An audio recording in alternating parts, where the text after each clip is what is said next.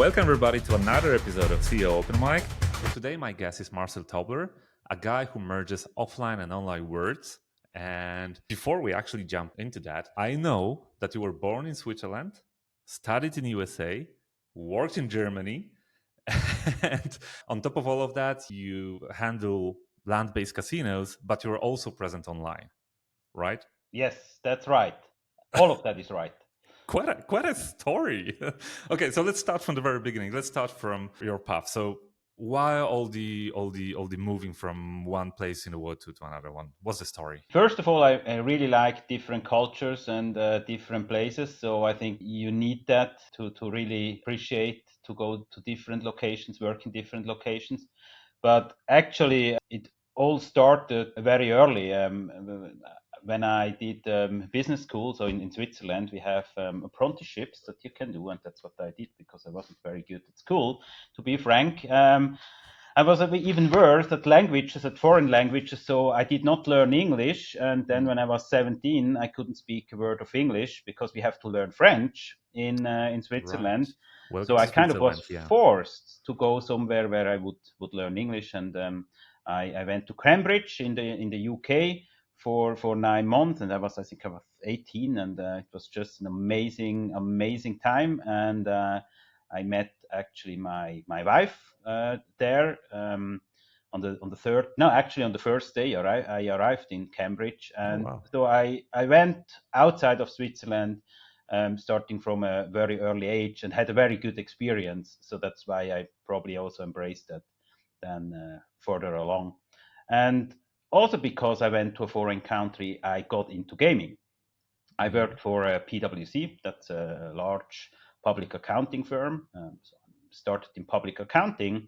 At the same time, I did my bachelor degree, and after my bachelor degree, it was probably around 23, I had the chance to do a secondment. So that's something where you would go, which is part of your career plan at the consulting or public accounting firm, where you would be able to go for like 2 years in a foreign country to a foreign office of that firm and then return back with additional knowledge. And since I was quite young when I was able to do that, I wasn't thinking which location would be best profession wise, but I thought more which location would be most fun. So I ended up in Las Vegas, Of and course. and I stayed there for 2 years. And the first time, and obviously all your customers are casinos, right? So Hmm. PwC Las Vegas is the firm that audits most casinos in the whole United States. So for 2 years, I spent pretty much every minute between Monday and Friday in a casino, and I worked for the casino, and I loved it. I love to work for the casino industry. I think it's pretty unique. Hmm. So again, I'm a public accountant, so I like regulation, but I also like to have fun. And I think it's the only industry which merges those two things, right? You have a fun environment. It's about entertainment, entertaining the customers, having a good time in the forefront of the casino. Hmm. But in the back end, it's highly regulated. I mean, it's as regulated as a bank. You have regulators which do audits. And I think this combination is so unique. And I really fell in love with that and with our industry. Um, and yeah, so I enjoyed my 2 years in Vegas. And when I came back, I always needed to go back into a foreign country, and I enjoyed the US culture. So that's why I did a US public accountant, or I'm a US certified public accountant. And then when I kind of wanted to conclude my formal basic education, I decided to do a US MBA, however, which had three different campuses. One was in Singapore, one in London, and the one in Chicago. It was the University of Chicago. And all of that was just an amazing experience. So I learned so much, and it made me to the person I am today, that I had that experience in all those different cultures. And We'll definitely get back to the part of MBA because you're talking to the guy who almost applied to for an MBA program on UT in Texas. But we'll get back to that. Actually, when you started in Vegas, that was you were from the side of the accountant. It's not that you chose that industry because you are, I don't know, professional player or a hobby slot user. No, nothing like that. no, nothing like Simply. that. And actually, the time during those 2 years I was in Vegas, I probably played only like 3 times That's in a amazing. casino. So I didn't really play. Later on, I actually forced myself to play on a slot machine. I said, so now I take money, I sit on that slot machine for 2 hours. Whatever happens, if I enjoy it, if I don't like it, I'm gonna play for 2 hours. I need to get that feeling. Mhm. And and I was really, really surprised. So after playing for a certain time, I never thought it would be possible to understand what is a winning line, when would I win. But you get into the game, and that was a very, very important experience for me. But that happened actually just later after I started in the industry. So fast forward today, you're nowadays you're a CEO of a Swiss casino, Yeah. and right now, after all those years of being in the industry, would you go just for fun, just for pleasure? Would you go to the casino and just play a little bit? Yes, now we do. I mean, now I do it. We just went in October to Uh-huh. Las Vegas for G2E. I went with one of my colleagues, with Daniel. He will be the new director at our new casino location here in Switzerland. And I think we went out to play. Yeah, I think pretty much every night. Favorite game was definitely the craps tables. So it's unfortunate we don't have that in Switzerland.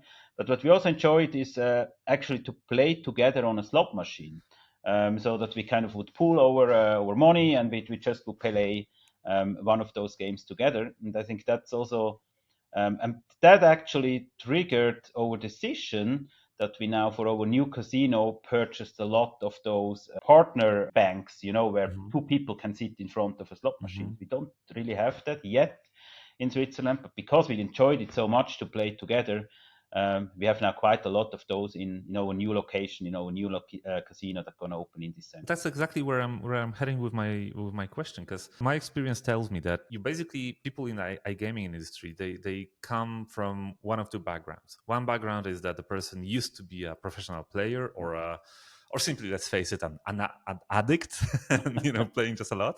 So those people, in most cases, not always obviously, but in most cases, they know exactly what players are looking Mm, for. And whenever we talk about player retention strategies, or we even player acquisitions strategies, they know exactly what to do. They don't have to learn it, they just mm, know. But then again, to manage business, it's not always that easy. mm, And then you have second type of the people who, my first impression was that you fall into that category, that are very fluent with numbers, with all the management techniques, with arranging the work environment the way it should be arranged. But then again, when it comes to understanding the very product, they need yeah, people for that. yeah. I think it has two aspects to that. And I think one aspect we shouldn't forget is very often the customer itself, or in our case, the player itself, doesn't know what he wants, right? I mean, Hmm. I think a lot of players cannot articulate very well why they enjoy to play slots. And now, Hmm. by now, I enjoy to play slots, and even I have a hard time to answer for even myself the question, why do I enjoy Hmm. slots? Hmm. However, so I think we always need to consider that, and to solve certain issues, the only way you can do that, or to answer certain questions you have about player behavior, doesn't matter if you're a player or not. I think the only way to find it out is actually by performing tests, like A/B tests, and seeing what happens in an actual environment.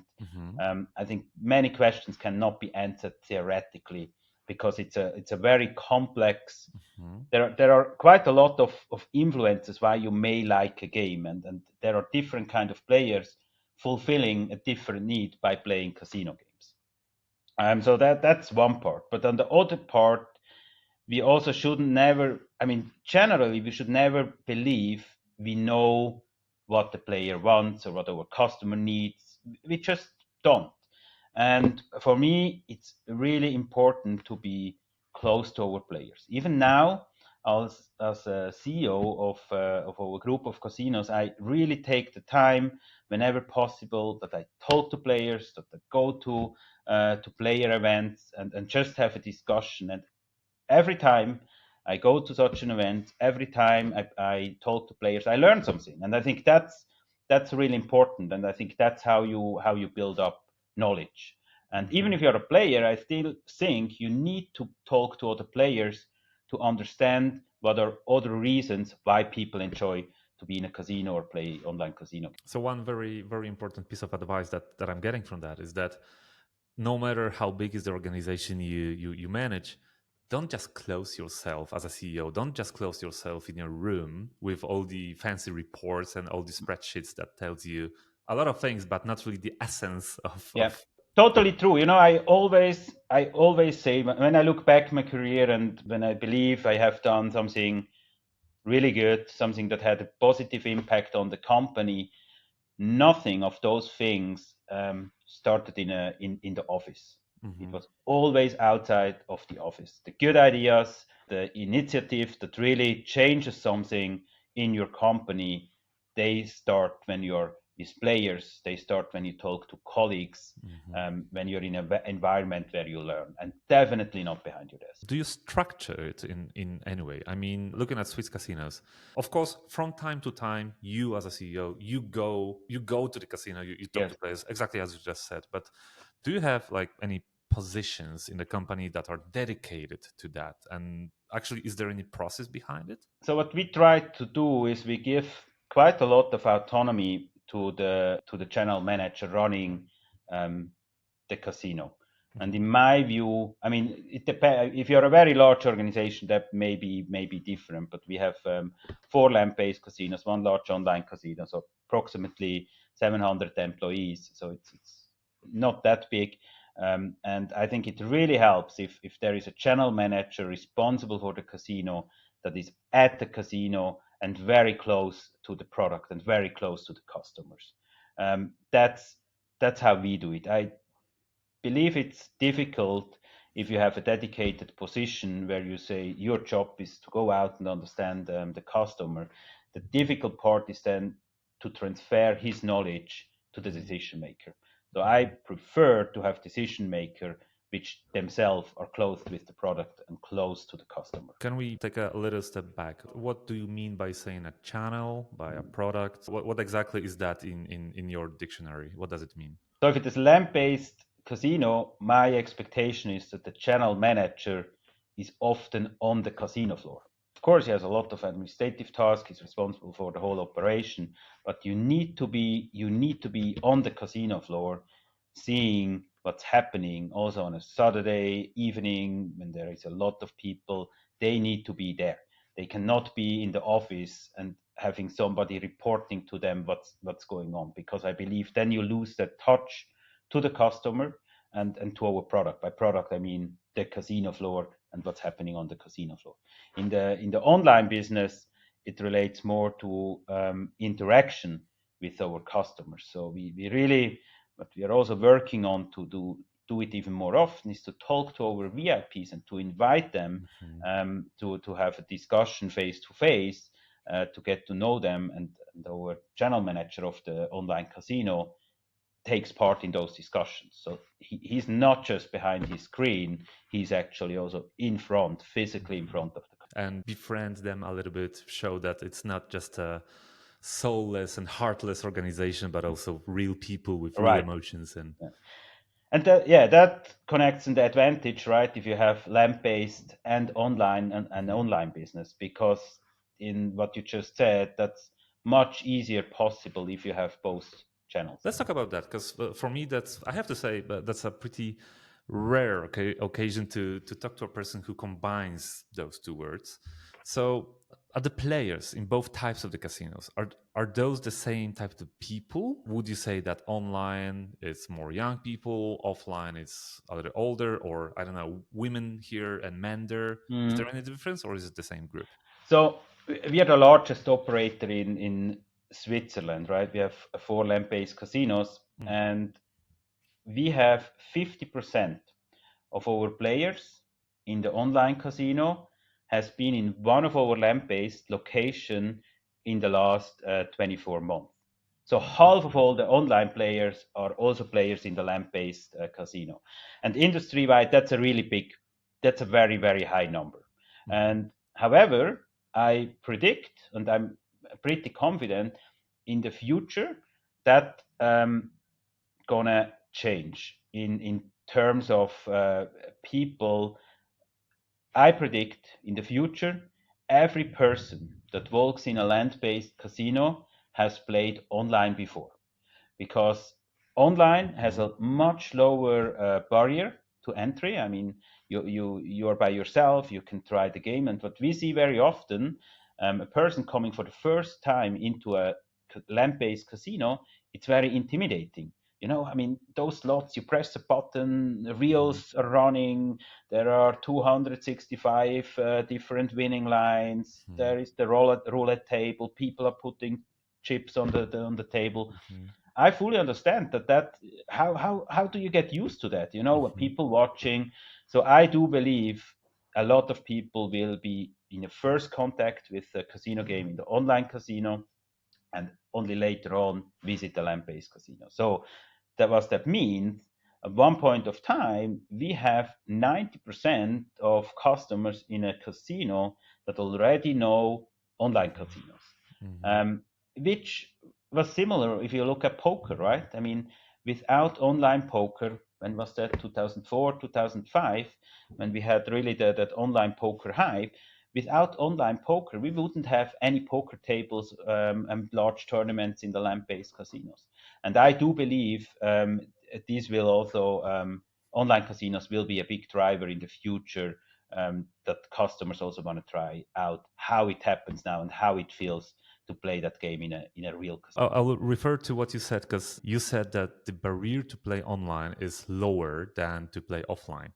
And I absolutely get your point. I absolutely understand it. You're comfortable in your room, in a safe zone, and everything is okay. But then again, well, my impression was last time I was in a land-based casino. It was in Vegas actually, Yeah. um, and there you just walk into the room, you get your money out of the wallet, and the very next moment you play roulette. Mm, uh, with online casinos, you have all those AML, KYC. The registration mm, process is so scary. It's so difficult. It takes time, and oh my god, that website, they're gonna know everything about me. I'm so worried about that. mm. Those feelings kick in. To be honest with you, I don't know much about Swiss regulations, but I Yeah. suppose it's very strict as well, right? Yeah. So I think we have kind of two land-based casino, let's call it experiences, right? You have the resort casinos like Vegas, like Macau, and then you have the local casinos. And I do believe they work in a very different way, right? And in many jurisdictions, actually, to enter the casinos, and that's also the case in Switzerland, you need to show your passport. That passport is scanned, is verified against the list of banned players. It's ensured that you are 18. So it's much harder than in Vegas, where they, yeah, almost force you to play if you want to get to the check-in desk in the Yes. hotel. And so I think the dynamics are different for a resort casino, and for a local casino. But I do even think for Vegas, now I don't know, you're 22, you say let's go to Vegas. If I would look back, what I would do, I would probably go to an online casino and learn to play if I know Mhm. my trip is coming up in 2 weeks. True, true. Yes, cannot agree more. But you said that you anticipate that in a couple of years, most of the players will play online first and then go offline. So are you saying that offline casinos, the land-based casinos, will never go extinct? I Yes, mean, it will never go extinct. I do believe there is always, it's a different experience. It's like I mean, we still have movie theaters, right? I mean, you can watch it at home, literally. You have the same quality, but it's a different experience. But of course, the movie theater industry did change, right? In many ways, we have less movie theaters. The movie theaters, at least in Switzerland, that still exist, they have additional services. It's a different experience now. Before you had like, I don't know, 100 chairs in a movie theater. You were packed next to each Mhm. other. Now Mhm. you can pay a little bit more, and you have those big chairs. You have drinks. You have food. Mhm. So they needed to enhance the experience in a movie theater that people are willing to go there, to pay a little bit more, and to have the same movie, literally the same content as they would have at home to have in a movie theater. And I think Mhm. that's very, very similar for the casinos. So we won't be able anymore just to take a random hole, put in slot machines, and open the door and Mhm. hope for the best. I do believe we need to invest quite a lot of time in the future to think about how can we create an experience for the guest. And resort casinos obviously had that much earlier, and they worked a lot to add additional experiences and entertainment options. Vegas very successful, right? I mean, the large majority of their income is from non-gambling. But that's quite even on the resort casino, quite an exception. But even I think for the local casinos, we really need to think how we can enhance the experience for players. Do you track users or players, real people, behavior both online and offline? Well, the question I really want to ask is it quite the same? Is it quite similar? Or do you see that behavior online is way different than the on the land based? So we are in the land-based casinos, we are just now implementing player tracking. We are late on that, and it's really important to have that data um, to understand what the player wants and how to make the offer attractive to the player. But it's a different, it is a different behavior. Also due to the offer we have, right? So the big difference at the end, we have very similar games, but in an online environment, you have much more games, Mhm. and every day, every single game day, you have new games. So a Correct. very common behavior, what we see, um, people are interested in new content. So when we say, hey, new game of the week, and we actually do have every day a new game. So on our website, every day we publish a new game. And people enjoy that. So people come back to check out the game. They check out the new game, they don't Mhm. play a lot on that new game. They play a little bit and then go back to their favorite game. Mhm. So that's the common behavior in online. And promoting new game is a very, very strong marketing tool, right? Sim, simplified said, we have kind of two big marketing message. Here you have a bonus or free spins, or here we have new content. That's more or less Mhm. the big marketing messages, right? And we do not have this marketing message in the land base. We cannot say we have a new game. We do have a new game every 6 months or every 3 months. But so that whole excitement for new content to try out something new, we cannot deliver that in a way we deliver that in the online world. Mhm. And that was actually one of the feedbacks or a feedback we get quite often from online players. So what we actively do, we invite online player to visit us in the land-based casino. Our VIP manager would be there, would grade them, would invite them for drinks and dinner. And the reason why we do that is because as soon as we manage to get an online player into a land-based casino, his loyalty increases significantly. Mhm. So the player lifetime triples. As soon Mhm. as we get somebody in the land-based casino, it triples the player lifetime in average, of course. But then the feedback we get when they come into the casino floor, they say all of them, even they have never been before to a land-based casino, they say it was amazing, it was great. But you know what? You have so little games, and I couldn't find my favorite game. So I think this is an issue we have because we cannot match what they have in terms of content in the land-based casino. And so I think that creates also different behavior online and offline. If you're in an offline casino, you probably find your favorite game, and that's more or less what you're playing. You just made me realize that, well, please tell me if the following statement is true. None of the player acquisition and none of the player retention strategies are the same for those two words, online and offline.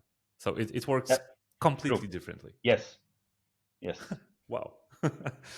It's both is called casino, right? But it's a different business. You could run an airline and a land-based casino, and it's probably as similar as online casino and land-based casino.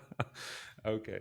Yet you still manage to get those online virtual users to materialize in your building and Yeah, become a human and talk to the person. but it's not easy. I mean, and it doesn't just happen. It doesn't just if you have a land-based casino and the online casino and you run those two operations, nothing going to happen. You Mhm, need to really work very hard to cross sell and to bring the land based player that hasn't played online into the online world mhm, and the other way around. And we put a lot of focus and a lot of management attention in that. And we are not at the end of the journey, right? We are working also to combine the player data, to combine the VIP management. And that's a lot of work. And it's a journey. We are working on that, but mhm. it's a very high priority. Yeah, I can imagine. I mean, also you're in a very unique position. I mean, most of the operators I know, they only operate online. Yeah. And most of the offline operators, they think about going online, but Yeah. yeah, what's the point? And Yeah. yeah, that's amazing. But is it? You said that the LTV of the player increases like 3 times. Yeah. Is it true only for VIP players, or is it basically for anybody? I have only data on VIP players because Right. there we take the time, to analyze if those players are customers in our land-based casino because we haven't connected the databases Hmm. yet. So it's Hmm. kind of manual work. And Hmm. then we have a VIP manager working very, very hard to get that VIP player, which has never been in a land-based casino, into that land-based casino. And it's not easy. I mean, you need to invite those people like 10 times until they decide, yeah, okay, now I'm going to try it. You ask me like Hmm. 9 times. Yeah, okay. But Hmm. once they have done that, once we manage this sometimes really hard task to get them in, they really enjoy it. And very often they come back by themselves. Yeah, because they're not scared anymore. Yeah, absolutely. Mhm. Absolutely. That's amazing. That's. I mean, it's obvious but amazing at the same Yeah. time. Let's speak a little bit about gray market or even the black market. I mean, we all know how it works online. You know, you have that regulated market casinos where everything is by the book, but then again, to play, you need to basically you need to do a PhD to be able to register, and it's not really easy, and hence that creates a huge market for gray and black market. Do you see that? Let's call it a Yeah. competition. uh, Absolutely. Maybe an unfair competition in my view, but yeah, it's a competition. Um, and there isn't an easy way to solve it, right? It's mhm, if regulation makes something more complex for a customer, there are people circumstanting the regulation to make it easier. Um, and we have to work very close with the regulator, with the politics, to mhm, find ways how to avoid that. How find ways how we can make it harder for the black market operator. Because at the end, the politics in a certain jurisdictions, or in our case in Switzerland, um, they decided how it should work in Switzerland and how the market should work. They decided it should be a regulated market. We in Switzerland we have very often public votes. So 2018 in June, 73% of the people in Switzerland had a public vote, and they decided that's the law for gambling, and that's how we want to have gambling regulated. And now we need to make sure, and the regulator needs to make sure that we have a high channeling rate, so meaning as much as possible of the whole market Mhm. is in the legal market and is handled the way the public decided gambling should be handled in Switzerland. But then again, when it comes to land-based casinos, it's not really the thing here. I mean, I can imagine you have some black market casinos, Yeah. somewhere in the private apartment, hidden, somewhere in the basement. You do feel the competition online, but do you feel competition offline as well? Yeah, it does exist, just as you mentioned. I mean, there are not huge illegal casinos, but there are in some shop behind the counter, a few slot machines, maybe hidden. We do have that, and but this is, I mean, it's still a problem. In Switzerland, we expect that this market, so illegal land-based gambling establishments, they make 100 million euro GGR each year. Hmm. So that's quite a lot, right? Switzerland is quite small, and 100 million GGR land-based illegal operators is quite a bit. But it's easier to fight against, right? I mean, Hmm. because you can send in the police, they take out the machines. Yes, they may open a new shop a couple of days later, but it takes some effort, right? Hmm. If you look at the online market, that is really hard. You can block an IP. We do not have financial blocking in Switzerland. That's not possible. But we have IP blocking. But it literally, I don't know, takes 45 minutes, 45 seconds, and you Hmm. have a new domain. You change a little bit the new domain, you update your affiliate links, and the IP blocking has no impact. So it's very hard to fight that. And literally, I mean, to enter a illegal online casino, it takes you 2 minutes and you're there. And it's much harder, if you want to gamble land based in an illegal casino, you need to know people, you need to know where it is. That is hard. But Hmm. online, it's so easy, it's so accessible, it's so fast. And, we get taxed almost 50% of the GGR. We have to pay taxes.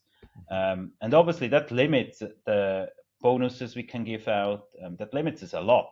If you're an illegal operator, you can even provide more bonuses, better customer experience to the player because you have the financial flexibility. From the perspective of your company, Swiss Casinos, do you plan in a long term to enter different markets as well? I mean, online. Yeah. Is it on your roadmap, or do you focus on, hence the name, Swiss Casinos? Is it just the Swiss market that you want to concentrate on? Yeah, so for the time, we really focused on the Swiss market. We have a good growth rate in the online. We did win a lot of market share in the last 12 months, and we Mhm. plan to continue that. We will open a new land-based casino in December. So we do have certain growth plans, but of course, in a certain market, the growth is limited, right? At one point of time, Yeah. it's limited what you can do. And we do explore different options, but right now we are working more on options to expand on the technology side. As an operator, we do have certain areas where we believe we need to solve problems, um, which are not solved in the industry yet. And we are working on those problems, which will help us, but where we also believe it would be possible B2B business operation worldwide in the future. That gets me to the question. Uh, you said you hire roughly around 700 people, more or less. And what's very interesting about it is that you hire really different people. Yeah, It's not like that you have 200 people of the very same position. You have online, you have offline, you have technology here, and the physical machines there. So if that's not a secret, obviously, how is the company structured? Is it like two separate departments that barely talk to each other, or? yeah. So this is also driven by the regulatory structure. Mhm. So each land-based casino needs to be its own legal entity by itself, and the online business must be an extension of a land-based casino. So you need to operate a land-based Right. casino, and there you can apply for an extension. And if you fulfill the requirement, you're going to get that license extension. And so one of our land-based casinos is the casino that operates also the online business. So it's in one legal entity because that's required from a legal side. But of course, we have two teams. Um, but what we try to do is, of course, you need additional knowledge for the online casino. And we had to hire that, but we also made sure that we transfer people that had a land-based history. So even our general manager of the online casino worked for, I'm sure I'm saying something wrong, but maybe 15, 20 years in the land-based operation. And that is, I think, very nice for the company culture. That's important for us that you can grow in the company, in our group, and that you can be part of new opportunities. But you need to be very, very aware that it's a different business. As I just mentioned before, it's both called casino, but it's not the same business. You don't have the same drivers for the business success. And you need to be aware of that. And you need to be very open to learn a new business and to embrace that industry, that iGaming industry. I think this is key. And it took us, and we took a lot of focus to train our land-based people, to give them the opportunity to transfer to the iGaming world, but we made sure that they received the training, that we invested the time that is needed to get them up to speed to the knowledge you need to have to run a successful online casino. So the flow of know-how and flow of information is mostly coming from the land-based to online, not really the other way around. So now that was at the beginning, right? So that's 2019 when we launched the online casino. We had land-based people opening the online casino, and that changes now a lot because the big difference is in online you have all the data. You know from everyone what he does, which spin is done by which person. You can track everything. You don't have that in the land based in that way. So now land based is learning a lot on working with data and running tests, running promotions, measuring the uplift with a test group. That culture, it's not only know-how, it's also culture. That culture is very deep in the online casino business. You cannot run it without that. And now we are working hard to transfer that know-how back into the land base. Let me get back to A/B tests because Yes. for those who listen to us and don't know, A/B tests, at least online, is that you give two or more solutions to the very same group of users or people, and you simply measure which one is more efficient for you. Do you do like A/B tests offline? We started to do now, yes. But That's this culture amazing. came from the online casino. We haven't done that prior to have an online casino. So this culture and you know, I mean, if you work with data, you get surprised so many times. Hmm. And it changes the way you think about decisions. You know, you realize 50% of what I decide doesn't work. It's roughly 50%. 50% of what I decide doesn't work. And it's okay. It doesn't matter as long as you know which 50% doesn't work. And you only see that if you run A/B testing or if you work with a test group. Yeah, right. You have like a promotion you send out, but part of the segment doesn't receive the promotion. And we get surprised so many times. We are sometimes surprised what works with very little financial effort. And we are sometimes surprised what doesn't work. And everybody of us thought that's now the best campaign we have ever done.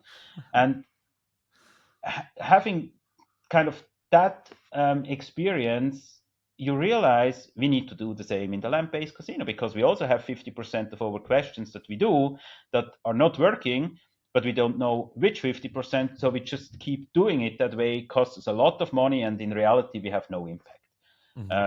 So now we really started to work with A/B testing. We started to work with test groups, but this will increase over the coming month quite a lot. But I mean, this will be our standard working procedure.